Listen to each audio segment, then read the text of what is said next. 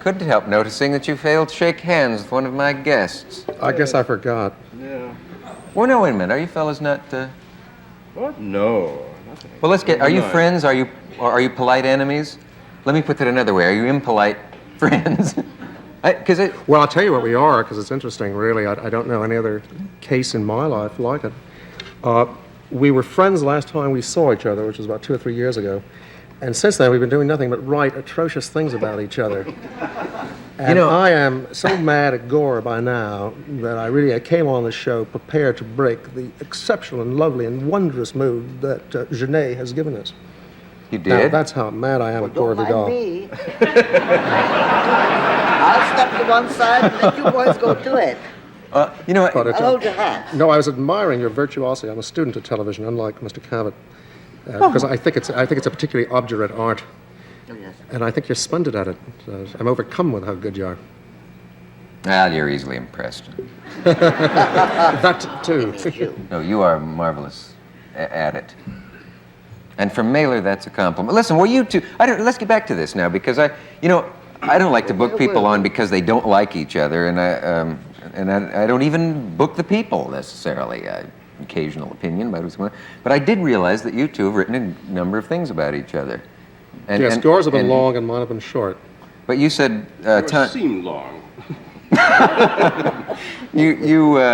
Time magazine asked you for a quote. I think this is in the beginning of The Prisoner of Sex, and you said that the subject needed some thought or something like that, and if you want short quotable quotes, you would go to somebody like Gore Vidal. But you made it sound a little more No, snide it was worse than that. I said that that the need of the magazine reader for a remark which he could repeat at dinner was best served by writers with names like Gore Vidal. That's right. I badly misquoted you. All those writers called Gore Vidal. I know there are thousands of them. Yeah. Well.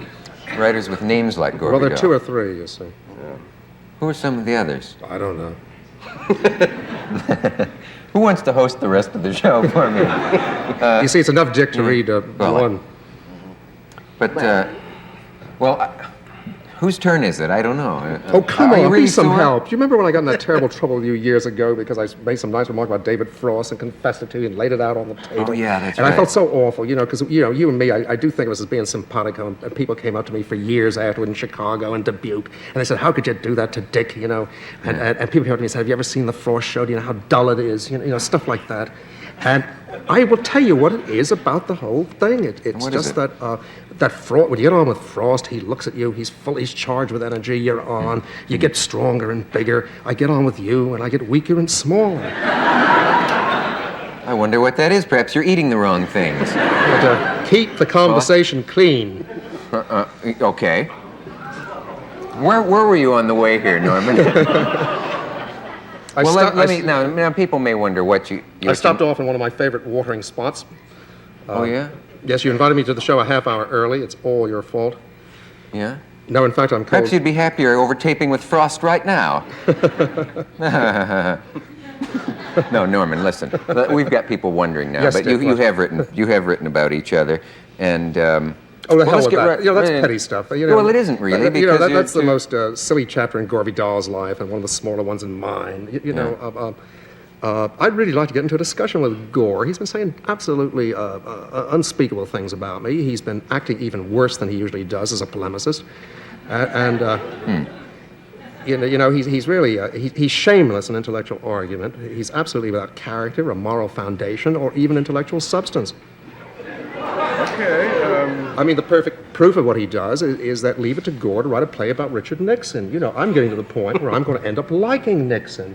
I mean, it's getting to the point, if you want to make $1 million, carve up Richard Nixon's back with a knife.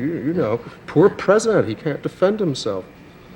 I mean, I'm getting ashamed of all the remarks I've made about Nixon. It's overkill, Gore. You're going to get that man elected if you don't stop. You said vote for him? Well, if I keep reading and hearing, and you and Roth keep making these killings, which just excites my economic envy, of course I'll vote for him. I'll finally say they're doing too much. He's not a bad man. He created peace with China, Watch out. He's going to still write that thing? Yeah, it's written. Yeah, it's all finished. Yeah. Well, it's a very quiet moment here that we There is a have, quiet Dick, moment. and, I wanted to give you time Did anyone to think of defend something? yourself slightly there, if you felt you needed to. Do you feel you've been attacked? No, I'm very fond of Norman. There's nothing he can do to attack me.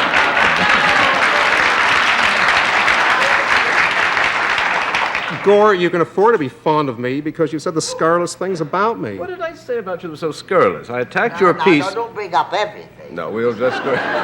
Bring a little bit. I attacked. I want to tell you something, I attacked your Janet Flannery, piece. if I may. Gore may bring up everything because the contents of his stomach are no more interesting than the contents of the stomach of an intellectual cow. Oh, they're not. Wow! Boo! You see, you boo before you know what the man has done.